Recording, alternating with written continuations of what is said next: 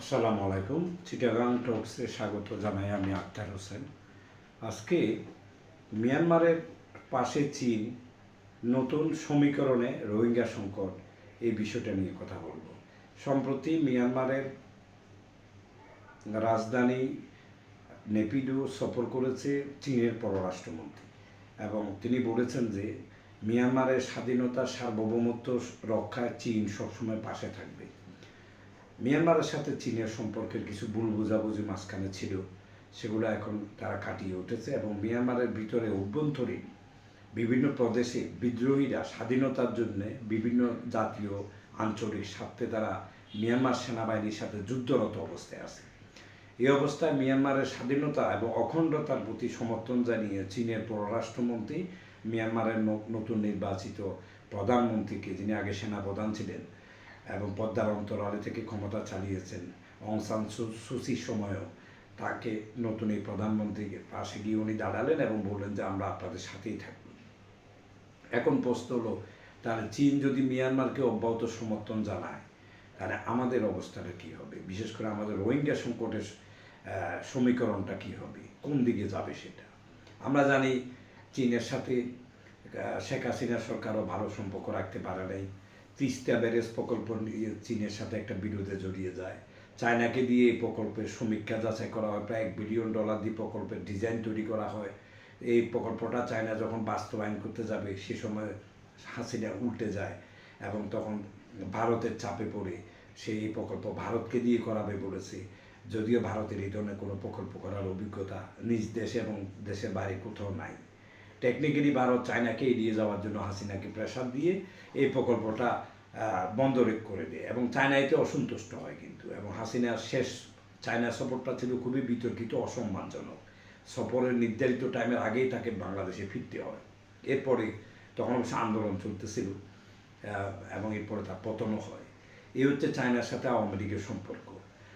খালেদা জিয়া যখন প্রথমবার খালেদা জিয়া ক্ষমতা থাকতেও তাইওয়ান ইস্যু নিয়ে চায়নার সাথে ভুল বোঝাবুঝি সৃষ্টি করলো এবং তার বাণিজ্য মন্ত্রীকে, বর্তমান অর্থমন্ত্রীকে রিজাইন দিতে সে বাধ্য করলো।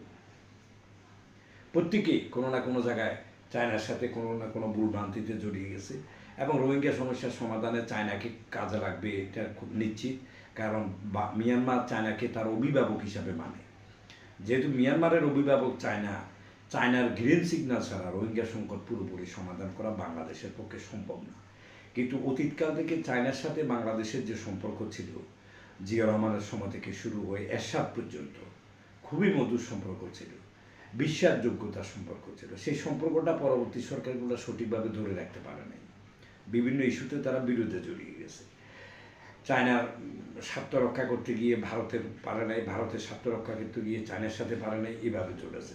আমরা জানি রোহিঙ্গা সংকট অনেক আগে, ইতিহাস এটা স্বীকৃতি দেয় যে 1784 সালে প্রথম রোহিঙ্গারা দক্ষিণ চট্টগ্রামের টেকনাফ উখি অঞ্চলে এসে আশ্রয় নেয়, এবং 1798 পর্যন্ত 14 বছরে প্রায় 30,000 রোহিঙ্গা এসে, আরাকানের লোক এসে দক্ষিণ চট্টগ্রামে আশ্রয় নেয়। এই 30,000 লোককে আশ্রয় দেওয়া, তাদের একখণ্ড করে জমি দেওয়া, এই দায়িত্বটা পালন করে ক্যাপ্টেন কক্সেস। কক্সেস ছিল ইস্ট ইন্ডিয়া কোম্পানির রেসিডেন্ট অ্যাম্বাসিডর, মানে আবাসিক দূত। মিয়ানমারের রাজধানী রেঙ্গুনে কাজ করতো সে।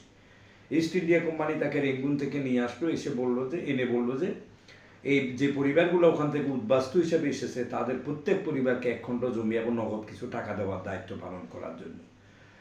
ইস্ট ইন্ডিয়া কোম্পানির একটা মাত্র অফিসার এতগুলো কাজ করতে গিয়ে, দিন রাত অমানবিক পরিশ্রম করতে গিয়ে সে মারা যায়, এবং তার নামেই কক্সেস বাজার হয়।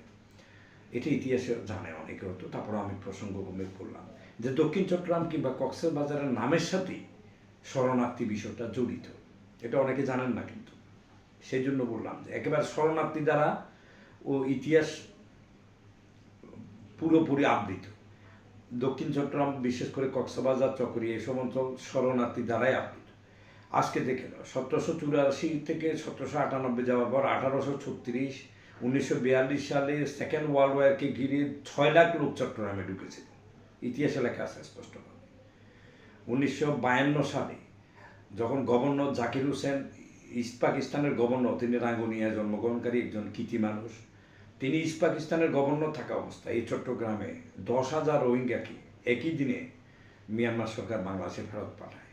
52 সালের পর 1978 সালে জিয়া রহমান ক্ষমতা থাকতে 2.5 লক্ষ রোহিঙ্গা বাংলাদেশে ঢুকে 6 মাসের মধ্যে জিয়া রহমান 2 লাখ ফেরত পাঠালো, বাকি 50,000কে চট্টগ্রাম পার্বত্য চট্টগ্রামের বিভিন্ন অঞ্চলে, খাগড়াছড়ি, রামগড়, বিভিন্ন অঞ্চলে সেটেল করে দেয়।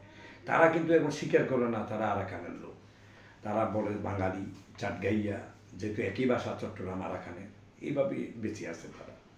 78 সালের পর্ব শেষ হওয়ার পর একেবারে 80 থেকে এরশাদের শাসন পুরো আর কোনো রোহিঙ্গা আসে নাই। 91 সালে খালেদা জিয়া ক্ষমতা আরোহণের পরপরই আবার দক্ষিণ চট্টগ্রামে রোহিঙ্গা আসা শুরু করে এবং কয়েক লাখে পর্যন্ত। এই খালেদা জিয়া রোহিঙ্গা ইস্যু সমাধানের জন্য তার পররাষ্ট্রমন্ত্রী মুস্তাফিজুর রহমানকে দায়িত্ব দেয়। মুস্তাফিজুর রহমান মিয়ানমারের পররাষ্ট্রমন্ত্রীকে দাওয়াত দিয়ে ঢাকার বুড়িগঙ্গা নদীতে নৌবিহার করতে করতে বৈঠক করতো। একবার কয়েকবার এরকম হয়েছে, অনেক আপ্যায়ন করতো, কিন্তু ওরা বার্মাতে গিয়ে সব ভুলে যেত, কী খাইছে নদীতে, কী খাওয়া দাওয়া করাইছে, কেমন ঘুরেছে, সব কিছু ভুলে যেত, তারা কোনো কাজ করতো না। যার শেষের দিকে খালেদা জিয়া সরকার কিছু রোহিঙ্গাকে ফেরত পাঠায়, চায়নার সাথে লিয়াজও করে।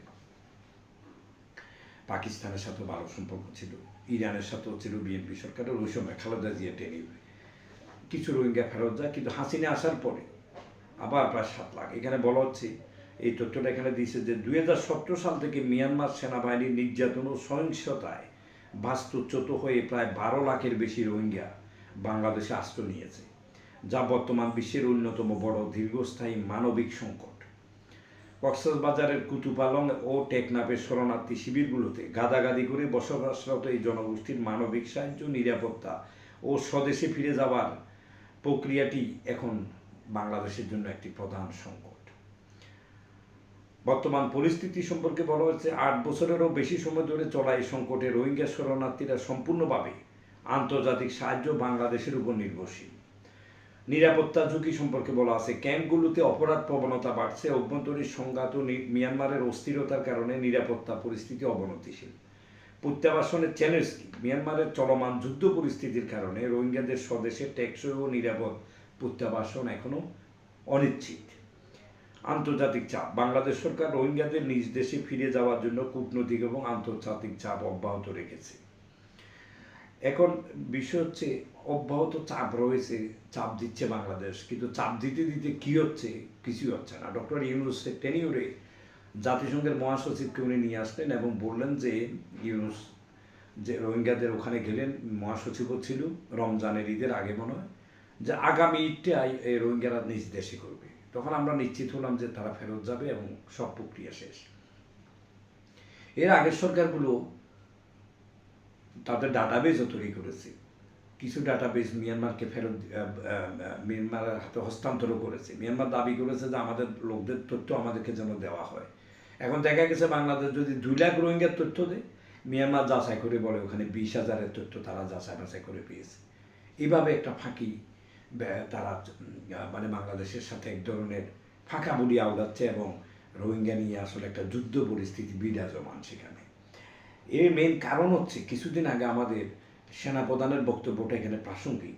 আমাদের সেনাপ্রধান ওয়াকারুজ্জামান গত কয়েকদিন আগে ঢাকা একটা জাতীয় ন্যাশনাল ডিফেন্স স্টাফ কলেজ সম্ভবত এটা এনডিসি বলা হয়, সেখানে একটা অনুষ্ঠানে বক্তৃতা দিতে গিয়ে কথা বলেছেন যে আমাদের যদি আকাশ প্রতিরক্ষা চট্টগ্রাম এবং কক্সবাজারে ভালো আকাশ প্রতিরক্ষা থাকতো, অর্থাৎ আমাদের যুদ্ধ বিমান থাকতো বা আরও অন্যান্য আকাশ প্রতিরক্ষার যেসব আছে, মিলিটারি ইকুইপমেন্ট আছে, এগুলো থাকতো, এয়ার ডিফেন্স আছে, তাহলে আমাদের রোহিঙ্গা সংকট হতো এড়িয়ে যেতে পারতাম।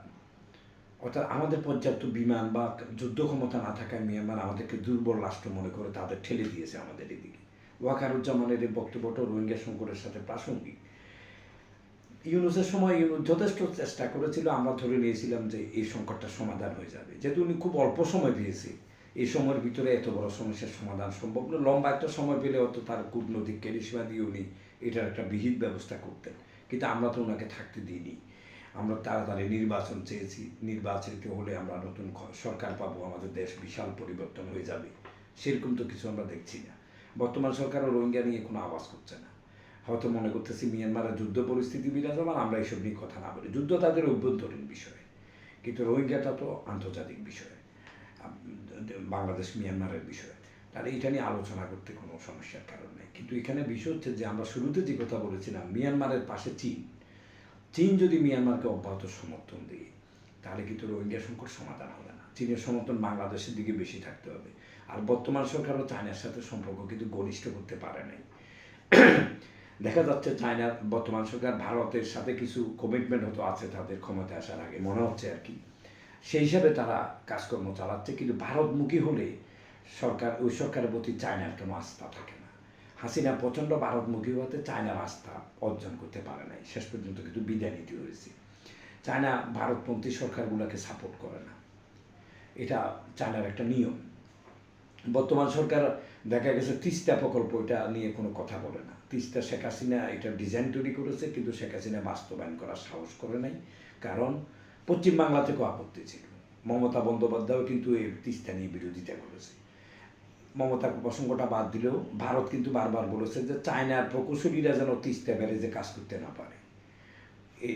তখন শেখ হাসিনা বলেছিল যে চায়নার প্রকৌশলী না করলে বাংলাদেশিরা করবে, ভারতের সীমান্তে চায়নার প্রকৌশলীরা পেছনে থাকবে, দেশের ভিতরে থাকবে, নানা কথাবার্তা হয়েছে। কিন্তু হাসিনা শেষ পর্যন্ত সিদ্ধান্ত নেয় যে এই প্রকল্পটা চায়নাকে দিবে না, এটা ভারতকে দিবে। এবং বাংলাদেশের পররাষ্ট্রমন্ত্রী হাসান মাহমুদ, তিনি যখন ভারত সফরে গেলেন, তখন ভারতের পররাষ্ট্রমন্ত্রী জয়শঙ্করকে, শেষ বৈঠক ছিল এটা তার পররাষ্ট্রমন্ত্রী হিসাবে, এরপর তো তাদের বিদায় নিতে হলো। জয়শঙ্করকে বললেন যে আপনারা একটা টেকনিক্যাল টিম পাঠাবেন বলেছেন তিস্তা ব্যারেজে কাজ করার জন্য, আমরা অনুরোধ করছি এটা পাঠান। অর্থাৎ ভারতের হাতে তুলে দিতেছে এই প্রকল্পটা। এটা চায়নার জন্য কত দুঃখজনক যে পুরো ডিজাইনটা প্রায় $1 বিলিয়ন খরচ করে তারা এটা সমীক্ষা করেছে, সব কিছু করেছে, টাকাটাও তারা সম্ভবত লোন হিসাবে দিয়েছে। তাদের করা, তাদের পরিকল্পনা, তাদের ডিজাইন করা জিনিসকে তুলে দিচ্ছে ভারতের হাতে। তো শেষ ভালো যার সব ভালো তার, হাসিনা শেষ পর্যন্ত এগুলার ফল ভোগ করেছে। এখন এই যে ভারত আর চায়নার টানাটানি বাংলাদেশকে নিয়ে কোন দিকে যাবে, এখন বর্তমান সরকারও তিস্তা নিয়ে কোনো কথা বলে না। এতে চায়নার রাষ্ট্রদূত কিন্তু অসন্তুষ্টি প্রকাশ করেছে এটা নিয়ে।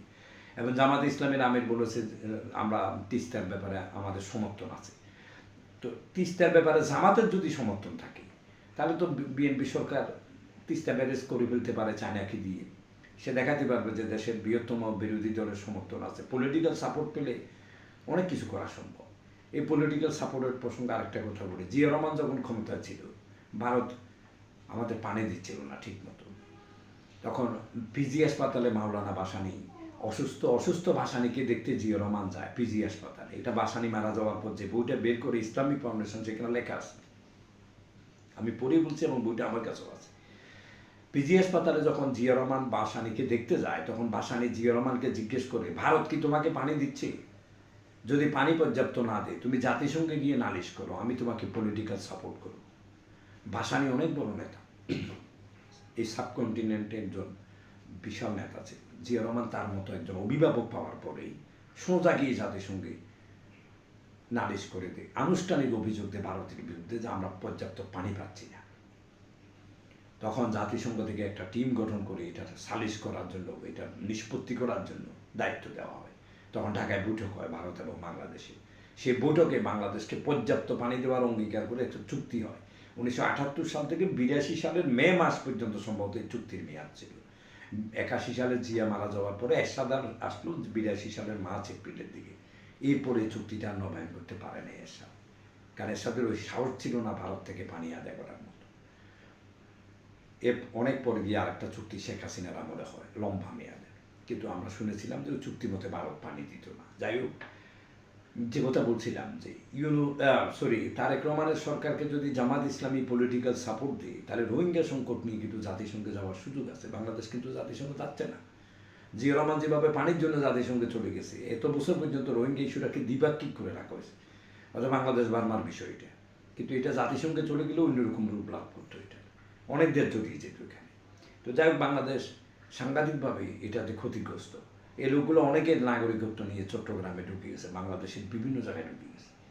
তারা ভোটার আইডি কার্ড বানিয়েছে, বিভিন্ন জনপ্রতিনিধিদেরকে ঘুষ দিয়ে, ঘুষের টাকা দিয়ে, এরকম তথ্য পত্রিকায় প্রচুর আসছে এবং মিশে গেছে চট্টগ্রামের লোকদের সাথে, একই ভাষায় কথা বলে। রোহিঙ্গার ভাষা আর চট্টগ্রামের ভাষা একই, সবাই জানে এটা, প্রায় কাছাকাছি। তো ভাষাগত মিল থাকাতে ফাইন্ড আউট করা সম্ভব না সে কে আরাকানের লোক। হয়তো চেহারা, ফিগার, বিভিন্ন কিছু দিকে কিছুটা অনুমান করা যায়। তো এটা আমাদের ক্ষতি। যে এত লাখ লোকের চাপ আমাদেরকে বহন করতে হচ্ছে। আবার সম্প্রতি আমাদের স্বরাষ্ট্রমন্ত্রী বলেছে সালাউদ্দিন যে সৌদি আরবের যে 60,000-এর মতো রোহিঙ্গা আছে এদেরকে বাংলাদেশি পাসপোর্ট দিয়ে দেওয়ার জন্য। তার মানে এরা বাংলাদেশি হয়ে যাবে। সরকার তো স্ট্র্যাটেজিতে চলে যাচ্ছে যে যুদ্ধ করলে মিয়ানমারের সাথে আমাদের কয়েক বিলিয়ন ডলার খরচ হবে, বিমান হামলা হবে, আমাদের চট্টগ্রামের অনেক ক্ষতি হবে, কারণ মিয়ানমার চট্টগ্রামকে হামলা করবে, যেহেতু দেশের স্ট্র্যাটেজিক প্রতিষ্ঠানগুলো চট্টগ্রামে, মিলিটারি একাডেমি, ইস্টার্ন রিফাইনারি থেকে চিটাগাং পোর্ট, সব বড় ইকোনমিক জোন মিরেশ্বরাতে সব বড় প্রতিষ্ঠানগুলো এখানে। তো সেখানে চট্টগ্রাম হামলা শিকার হবে, দেশের ক্ষতি হবে অনেক। সেই তুলনায় কম্পেয়ার করে গভর্নমেন্টও তো দেখছে যে এই 10 লাখ লোককে যদি বাংলাদেশি নাগরিকত্ব দিয়ে দিই আমরা, বা 5 লাখকেও দিয়ে দিই, তাহলে আমাদের ক্ষতিটা কতটুকু হবে সে অনুমান করে, যেহেতু এটা মুসলমান জনগোষ্ঠী এবং চট্টগ্রামের লোকেরা বেশিরভাগ মুসলমান এবং তাদের বাসা আর এদের বাসাও একটা সময় আরাকানের সাথে চট্টগ্রামের ঘনিষ্ঠতা ছিল এবং দক্ষিণ চট্টগ্রাম আরাকানেরই অংশ ছিল, আরাকানেই শাসন করতো এই অঞ্চলটাকে, দিয়াং পরগনা নাম ছিল সেটা। তো যাই হোক, সরকারও তো এই ডিজাইনেও চলে যাচ্ছে যে আমাদের মনে হয় রোহিঙ্গাদেরকে নাগরিকত্ব দিয়ে মিয়ানমারের সাথে যুদ্ধ এড়াতে হবে, কিন্তু এটা একটা দুর্বল সিদ্ধান্ত। নাগরিকত্ব দিয়ে সমস্যার সমাধান করা এটা বাংলাদেশের একটা মানে কাপুরুষোচিত সিদ্ধান্ত। এটা ওয়াকারুজ্জামানেরও বক্তব্য এখানে আসে প্রসঙ্গ, যে আমাদের ভালো আকাশ প্রতিরক্ষা বা বিমান থাকলে রোহিঙ্গা সংকট সৃষ্টি হতো না। আমাদের প্রতিরক্ষা বিশেষজ্ঞরা অনেকবার সরকারকে এটা বলেছে যে আমাদের জঙ্গি বিমানগুলোকে মিয়ানমারের বর্ডার দিয়ে মাঝে মধ্যে একটু প্রেজেন্স, উপস্থিতি করানো দরকার, যে আমরা অ্যালার্ট আছি, আমাদের শক্তি আছে, সামর্থ্য আছে, এটা প্রমাণ করার জন্য। কিন্তু সরকার সবসময় নিজেকে আড়াল করে রাখে। এই যে আমাদের রামুতে বিশাল ক্যান্টনমেন্ট করা হয়েছে, 10-12 হাজার সৈন্য থাকে সেখানে, কিন্তু মিয়ানমারকে থ্রেট করার জন্য আমরা এখনো কোনো প্রস্তুতি নিয়ে নেই। আমরা শুধু ডিফেন্সিভ খেলছি, আত্মরক্ষার খেলছি, আমরা গোল করার জন্য যাচ্ছি না, গোল থেকে বাঁচার জন্য চেষ্টা করতেছি। তো এই ধরনের সিদ্ধান্ত কারণে সরকার চায়নার সাথে যে ভুল বুঝাবুঝি সৃষ্টি করেছে বর্তমান সরকার, আমার কাছে মনে হচ্ছে রোহিঙ্গা সংকটটা নতুন এক সমীকরণে যাবে এবং চায়নার সাপোর্ট না পেলে এটা সমাধানও করতে পারবে না বর্তমান সরকার। আমি জানি না এই সরকারের মেয়াদ কতদিন আছে, কতদিন তারা থাকতে পারবে। আমরা মনে করব যে চায়নার সাথে, পাকিস্তানের সাথে, ইরানের সাথে, বিভিন্ন মুসলিম, তুরস্কের সাথে, এই দেশগুলোর সাথে একসাথে করে জাতিসংঘের মাধ্যমে হতে পারে এই সংকট সমাধানে এগিয়ে আসতে সবাই মিলে। মায়ানমার এমন কোনো বিশাল কিছু নয়। সাথে সাথে আমাদের মিলিটারি পাওয়ার, যেটা কিছুদিন আগে ওয়াকারুজ্জামান বলেছে, বিশেষ করে আমাদের নৌবাহিনী এবং বিমান বাহিনীকে যথেষ্ট শক্তিশালী করা উচিত এবং যে কোনো মূল্যে অন্যান্য প্রজেক্ট কমিয়েও প্রতিরক্ষা খাতে বাজেট বাড়ানো উচিত, যেমন ভারত করতেছে। ভারতের বিশাল জনগোষ্ঠী দরিদ্র, এখন ভালো জামা কাপড়ও উঠতে পারে না, তাদেরকে নিয়ে কিছুদিন আগে ডোনাল্ড ট্রাম্প বলেছে নোংরা দেশ, এটা জান না, দরিদ্র সবাই। এই যে বিশাল জনগোষ্ঠীকে, দরিদ্রটাকে, সে কিন্তু রাফাল বিমানও কিনেছে 35টা, সে পারমাণবিক বোমা বানিয়ে রেখেছে। তার থ্রেট আছে, চায়না থেকে থ্রেট আছে, পাকিস্তান থেকে থ্রেট আছে, তা আমাদেরও থ্রেট আছে, ইন্ডিয়া থেকেও আছে, মায়ানমার থেকেও আছে, কিন্তু আমরা সেটা করিনি। আমরা যদি চায়নার সাথে ভুল বোঝাবুঝি সৃষ্টি কমিয়ে রোহিঙ্গার বিষয়ে চায়নাকে জড়াতে পারি এবং পাকিস্তানকে, তুরস্ককে, ইরানকে জড়াতে পারি, এটার একটা সুন্দর সমাধান হবে। আশা করি মিয়ানমারের এবং চায়নার যে বন্ধুত্ব, এটা আমাদের জন্য কোনো বিপদের কারণ হবে না। আমরা চায়নাকেও কনভিন্স করতে পারবো এবং আমাদের সুদীর্ঘকালের যে সম্পর্ক চায়নার সাথে, এটা সামনের দিকে আরও ঘনিষ্ঠ হবে এবং আমরা রোহিঙ্গা সংকটের একটা স্থায়ী সমাধান করতে পারবো বলে বিশ্বাস। আজ এ পর্যন্ত। আল্লাহ হাফেজ। আসসালামু আলাইকুম।